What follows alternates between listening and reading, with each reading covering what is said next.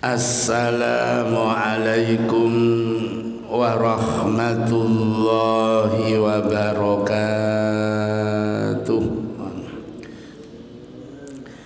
Bismillahirrahmanirrahim. Alhamdulillah. Alhamdulillahilladzi ahyana ba'dama amatana wa ilaihin nusyur. Qala an-nabi ju'ila hubbiba ilayya min dunyakum salasun at-tib wan nisa wa ju'ilat qurratu aini fis shalah. Al-hadis au kama qala. Bapak Ibu jamaah subuh rahimakumullah. Salat adalah tiang agama. Bila salatnya khusyuk, salatnya baik, agamanya akan kuat, jejak, dan syariatnya akan mantap. Itu barometernya di salat. Makanya disebut Nabi imaduddin, tiang agama. Supaya tiang agama kita itu kuat, maka sholatnya harus betul-betul diperbaiki. Yang namanya tingkat sholat khusyuk. Jangan kita berhenti di sholat yang sukaro, atau sholatnya orang mabuk, atau sholat daim, sholat hanya rutinitas. Tapi kita harus berusaha untuk mencapai sholat khusyuk, atau sholat yang bisa merasakan nikmat, tentram, bahagia di dalam sholat ini. Kemarin sudah kita bahas usaha untuk menuju sholat khusyuk. Kemarin sudah kita bahas bagaimana caranya, yaitu kita harus ihsan. Anta budawahu ka'annaka tarahu fa illam takun tarahu fa innahu yaraka. Setiap salat anggaplah kita ini mau berhadapan dengan raja di raja, yaitu Allah. Sehingga digigit nyamuk kadang-kadang enggak terasa. Karena apa? Kita sedang berhadapan dengan Allah. Filosofinya seperti kita upacara 17 Agustus, kita jadi komandan upacara. Saat hormat kepada pembina, kita digigit nyamuk gak terasa, karena tangan kita sudah hormat. Nah, kita hormat upacara, gigit nyamuk kikir-kikir, nah, selesai upacara sudah diperingatkan oleh pembinanya. Pagi ini kita bahas yang ketiga,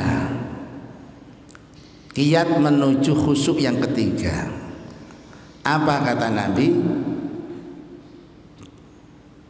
Hubbiba ilayya min dunyakum salasun atib.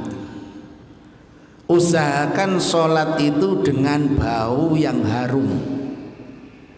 Usahakan sholat itu dengan bau yang harum, pakai wangi-wangian. Mengapa? Itu merangsang penciuman kita untuk menuju tenang, tentram, dan khusyuk. Dan ini sudah ditiru oleh teman-teman kita di agama yang lain. Kalau mau menyembah Tuhannya itu ada yang bakar dupa, ada yang bakar kemenyan, ada yang pakai harum-haruman, semuanya. Islam jauh sudah memperingatkan. Bahkan Ka'bah, kiblatnya orang Islam, kalau kita ke Mekah sana tawaf, apa baunya Ka'bah? Luar biasa harumnya, apalagi di Hajar Aswad. Itu memang perintah Nabi. Supaya apa? Menambah kekhusyuan orang sholat, kekhusyuan orang tawaf. Lah kita sholat itu usahakan baju, pakaian yang kita gunakan bau harum. Apa yang kita punya dipakai itu harum-haruman. Bagaimana Pak kalau haruman itu pakai semprotan? Ya, boleh. Yang pakai semprotan itu jos. Lu ada alkoholnya nggak apa-apa, karena alkohol hanya alat untuk bisa mengeluarkan parfum, bukan alkohol yang banyak untuk diminum, tapi hanya alat untuk bisa mengeluarkan parfum yang di dalamnya. Nah, ini pakai harum-haruman. Kalau sudah bau nggak enak tinggal. Ini bau. Jadi bau harum itu bisa merangsang kekhusyukan kita dalam sholat. Ini disunahkan. Nabi itu baunya luar biasa harumnya. Nabi sampai sahabat itu salaman, mari salaman itu dibau beberapa jam sih harum tangannya Rasulullah itu. Ini disunahkan. Bagaimana perempuan pakai pengharum? Boleh, sunnah. Yang nggak boleh itu perempuan pakai pengharum untuk maksiat. Nah ini yang nggak boleh, untuk mengundang syahwat. Tapi harum-haruman untuk sholat itu disunnahkan oleh Nabi. Nah, ini yang ketiga. Jadi kalau sholat usahakan kita pakai pengharum harum. Sekarang banyak harum-haruman yang sudah macam-macam. Yang keempat, apa kiat kita supaya sholat kita ini tambah khusyuk? Pakaian yang kita gunakan usahakan bersih dan suci. Apa bedanya bersih dan suci? Kalau bersih belum tentu suci, tapi kalau suci pasti bersih. Sholat itu dianjurkan, sholat itu bersih dan suci, bukan hanya bersih. Jadi sholat, pakaian yang kita gunakan itu kalau bersih dan suci itu bisa hening dalam sholat itu.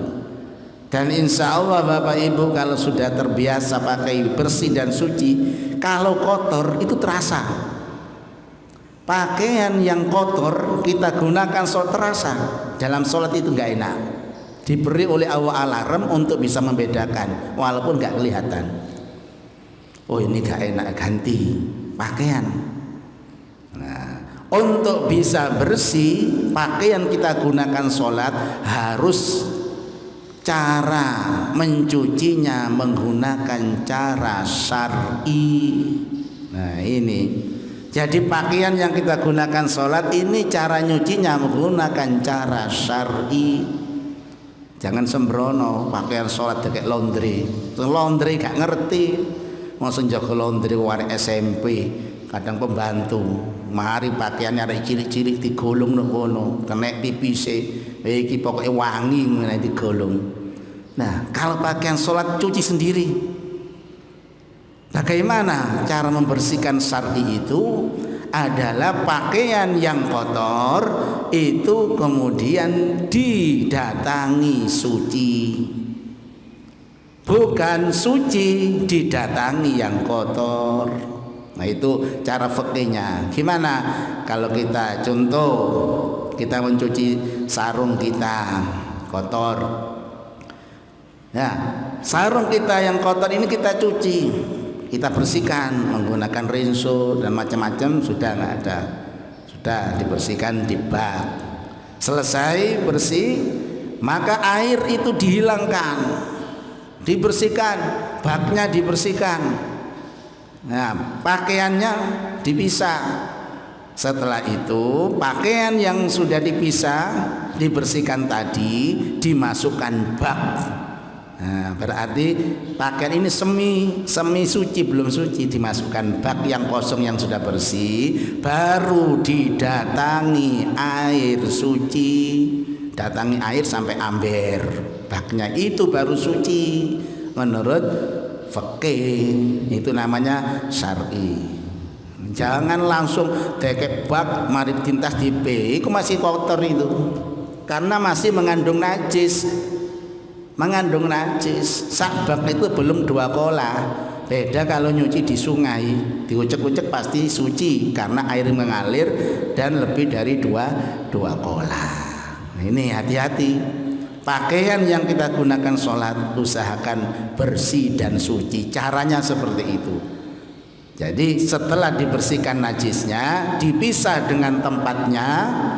Tempat itu dibersihkan, baru pakaian yang sudah dibersihkan tadi dimasukkan di bak, didatangi air sampai amber, itu baru suci. Masalah nanti diberi pewangi, dimasukkan mesin cuci, sudah gak ada masalah. Ini hati-hati tentang pakaian harus bersih dan suci untuk sholat. Jadi berbahagialah Bapak Ibu kalau mencuci pakaian untuk sholat itu dicuci sendiri, karena harus tahu tata caranya bersih dan suci, bukan diserahkan kepada laundry. Ini pakaian arek-arek gak apa-apa, anak kecil. Untuk sholat khusus spesial kita betul-betul mencucinya menggunakan cara syar'i, yaitu bersih dan suci. Demikian Bapak Ibu, kajian pagi ini tentang kiat untuk menuju khusyuk yang kedua. Yang pertama, usahakan ketika sholat itu mempunyai bau yang harum. Yang kedua, pakaian yang kita gunakan usahakan pakaian yang bersih dan suci. Mari kita kaji kita dengan doa kafaratul majlis. Subhanakallahumma wa bihamdika asyhadu an la ilaha illa anta astaghfiruka wa atubu ilaik. Alhamdulillahi rabbil alamin. Alhamdulillahi rabbil alamin. Alhamdulillahi rabbil alamin. Assalamualaikum warahmatullahi wabarakatuh. Allahumma salli ala Muhammad ya Rabbi salli alaihi wa sallim. Allah